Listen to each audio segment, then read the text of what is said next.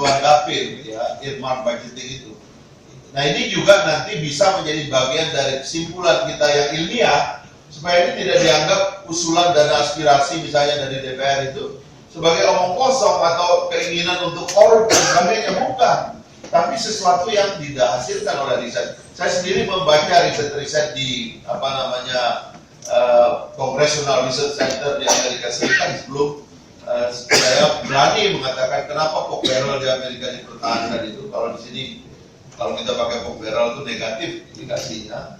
Kita pakai adalah earmark budgeting, dan saya juga baca website Departemen Keuangan itu rupanya riset earmark budgeting itu sudah ada, dan mereka mengatakan ini jalan untuk mengintervensi daerah-daerah yang tingkat kesenjangannya cukup tinggi.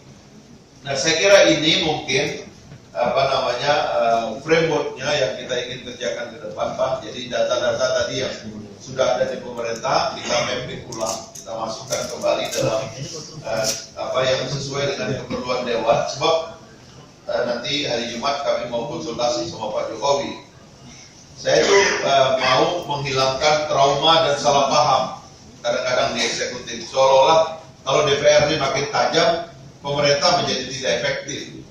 Dan memang berkembang di masyarakat itu seolah-olah sikap kritis Dewan itu adalah gangguan pada pemerintahan.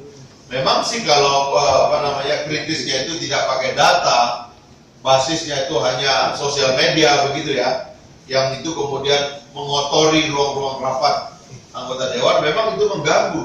Tapi kalau berhasil atau berdasarkan hasil satu penelitian yang ilmiah yang dilakukan oleh para ahli, data-datanya valid, statistiknya kita perbaiki, kemudian kita bisa jembatani statistik makro kita dan statistik mikro kita ini, tentu ini akan mempercepat perolehan dari cita-cita pembangunan nasional kita di semua bidang, melindungi segenap bangsa Indonesia dan seluruh tumpah darah Indonesia, memajukan kesejahteraan umum, mencerdaskan kehidupan bangsa, dan ikut serta dalam perdamaian dunia. Jangan lupa ini, yang berdasarkan kepada perdamaian abadi dan keadilan sosial. Yang terakhir saya mau tutup poin keempat ini.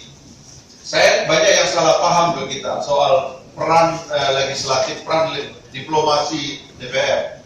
Kita ini berada di kompleks Nevo. Ya.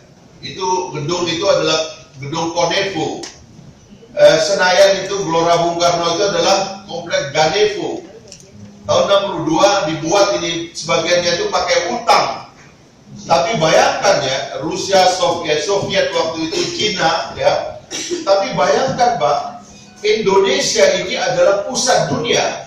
Karena panggilan-panggilan Indonesia kemudian didengar oleh dunia. 10 tahun setelah kita merdeka, Bung Karno membuat konferensi Asia Afrika, seluruh dunia datang ke sini. Negara-negara yang sudah merdeka dan belum merdeka bersatu di bawah komando Indonesia. Tahun 62 kita mengundang atlet-atlet untuk melawan Olimpik. Datang ke sini 41 negara, termasuk negara-negara yang belum merdeka seperti Afghanistan, membawa delegasinya karena panggilan Indonesia. Karena politisinya itu politisi global. Nah sekarang ini agak lama kita mendomestifikasi para politisi ini sehingga tidak punya suara di tingkat global. Dan ini tidak baik bagi Indonesia, karena Indonesia adalah pusat dunia. Oleh sebab itulah, ya saya kira dengan semangat itu kita ingin memperbesar profesionalitas dari lembaga ini, termasuk sistem pendukungnya. Mudah-mudahan DPR kita ini nanti tempat lahirnya politisi-politisi kelas dunia yang punya wibawa seperti Bung Karno dan kawan-kawannya. Mudah-mudahan ini yang bisa membuat dan mengembalikan Indonesia sebagai pemimpin dunia, sebagaimana kita ketahui bahwa pada masa lalu negara kita sangat dihormati secara internasional.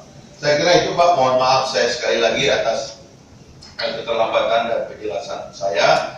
Kalau ada yang kurang berkenan saya mohon maaf, nanti mohon Pak Johnson kita follow up.